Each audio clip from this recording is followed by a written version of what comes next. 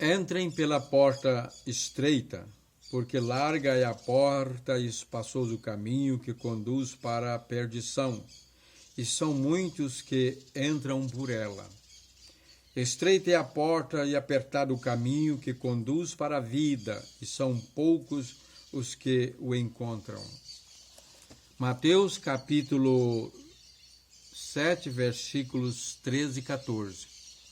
Jesus, prosseguindo com seus ensinamentos sobre os fundamentos do reino de Deus, da igreja, a síntese do evangelho, fala agora de duas portas, dois caminhos, dois finais diferentes, o inferno e o céu. Aqui Jesus está falando da responsabilidade moral do ser humano, em razão do livre-arbítrio que ele recebeu do seu Criador. Portas, essas duas portas aqui, falam da responsabilidade moral do ser humano, no uso do seu livre-arbítrio, na escolha do que é certo e do que é errado, do bem e do mal. E essa escolha, ela começa quando o ser humano alcança a idade da razão, da consciência entre o que é certo e errado. Porque todos nós nascemos, isso segundo a Bíblia, a interpretação correta.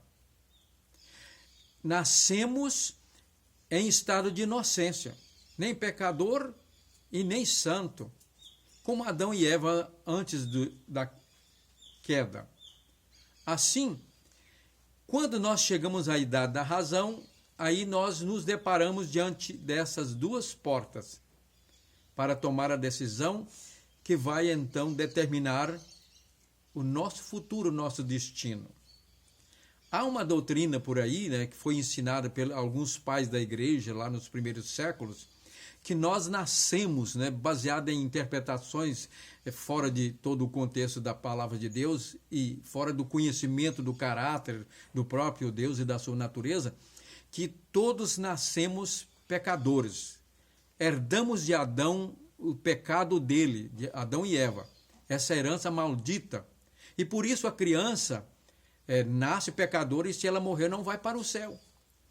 Por isso criaram a doutrina da regeneração batismal. Que é isso? É que deve batizar a criança logo que nasce para que ela seja expurgada desse pecado original, para que, se porventura morrer, ela não vá para o inferno, não se perca. E quando ela chega à idade da razão e da consciência, agora ela vai ser instruída para que tome a decisão correta. Mas a palavra de Deus nos diz claramente que a criança nasce em estado de inocência e Jesus mesmo afirmou: deixem vir a mim as criancinhas, porque delas é o reino dos céus. No outro lugar, no Evangelho, ele diz: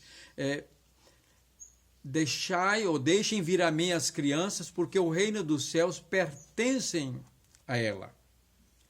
Portanto, quando chegamos à idade da razão, agora nós vamos tomar a decisão entre a porta larga, entrar pela porta larga ou a estreita. Isso depende de como nós somos instruídos antes, Porque a palavra de Deus nos diz, instrui a criança no caminho em que deve andar e até quando ficar velha não se desviará dele.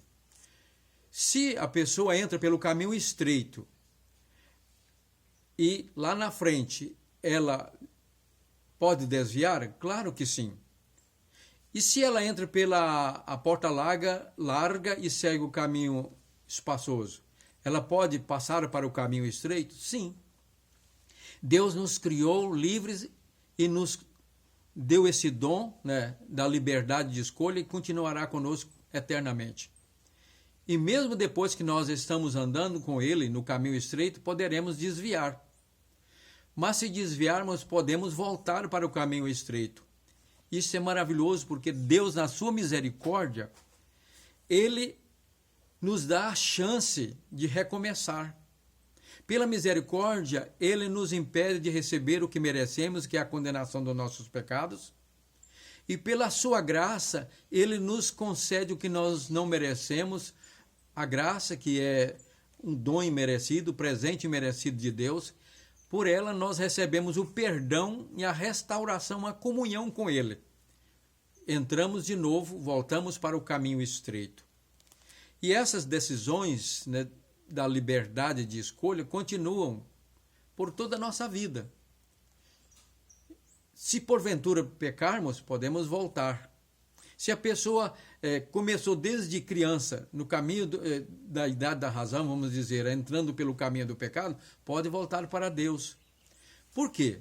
Porque Cristo veio e morreu na cruz. Quando ele morreu, Deus ali pagou o preço do pecado. Ele assumiu o dano, o prejuízo, a dívida, e pagou o preço do nosso pecado para que pudesse perdoar, exercer a sua graça. Assim, quando Jesus ressuscitou, ele garantiu para nós a vida eterna. Agora, podemos então ter vida eterna, mesmo que nós tenhamos pecado. Não pelos nossos méritos, porque Paulo, escrevendo aos Gálatas, ou melhor, aos Efésios, no capítulo 3, versículos 8 e 9 da sua carta, ele diz: pela graça vocês são salvos por meio da fé. Isso não vem de vocês, mas é um dom, é um dom de Deus. Essa salvação é o dom de Deus, não de obras, para que ninguém se glorie. Portanto, eis então o que Jesus quis ensinar com essa metáfora dos dois caminhos. Concluindo, primeiro, nós nascemos em estado de inocência. Chegamos ao momento em que temos que tomar a decisão de andar segundo a vontade de Deus, que é o amor, aonde nós vamos praticar tudo aquilo que queremos que as pessoas pratiquem para nós, pratiquemos para o próximo, que é o resumo de toda a lei e dos profetas. Ou nós vamos andar segundo o caminho do nosso egoísmo, que é o pai de todos os pecados, seguindo os nossos próprios desejos, nossa vontade depravada e as nossas ambições pecaminosas. Mas poderemos, depois que estamos nesse caminho de mão dupla, que tem uma faixa contínua, podemos passar para a esquerda e voltar para a direita, o caminho estreito. E quem entrou pelo caminho largo pode passar para a direita, mediante o arrependimento. Quando nós arrependemos e pedimos perdão, Deus nos perdoa e pela sua misericórdia nos livra da condenação, pela sua graça nos restaura a comunhão, a salvação e nos dá poder para andarmos na sua vontade em santificação. Eis o que Jesus quis nos ensinar. Aqui está um dos ensinamentos mais importantes do Evangelho, porque trata da nossa conduta moral diante de Deus e do próximo, entre o certo e o errado, a escolha de praticarmos o bem ou o mal. O bem andando no amor de Deus, o mal no egoísmo, no pecado. Mas podemos andar no caminho estreito, porque Deus nos dá a sua graça para que nós possamos estar sempre nele até o final e herdarmos a vida eterna no céu e evitarmos o inferno, a condenação eterna.